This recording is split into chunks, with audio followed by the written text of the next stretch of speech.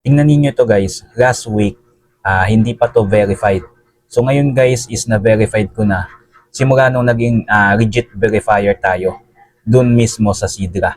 So ngayon guys is meron tayong token dito na 744. So naswap ko na yung iba dyan guys at waiting pa din ako ng 7 days para makapag-swap ulit ako dito.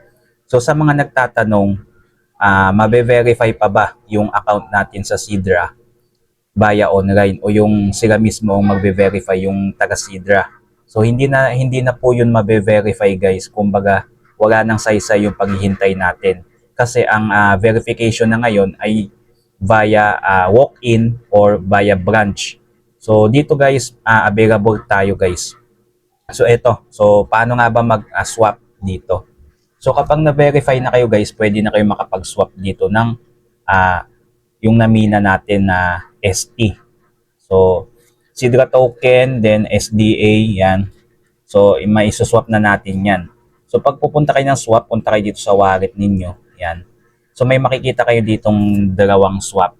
Isang token swap at Sidra swap. So, itong color green, dito tayo sa Sidra swap. So, dito guys ay makikita nyo. So, makapag-swap ulit ako after 2 days kasi nakapag-swap na ulit ako dyan. Yan. So, ganyan kaganda yung Sidra guys kapag verified.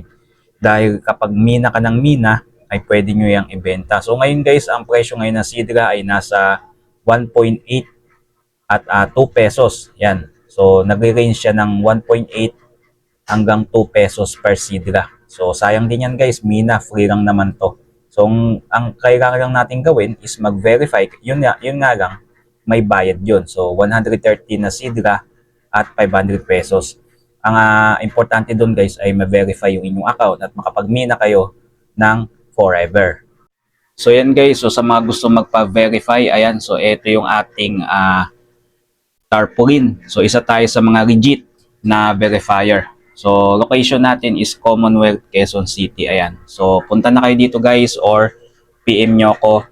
Yung contact ko nandyan sa video description at naka-pin comment. Yan. So, pwede kayong bumisita dito guys at mabe-verify kagad yung inyong mga account kapag nagpa-verify kayo dito sa akin. So, yun lang. So, thanks for watching. Have a nice day.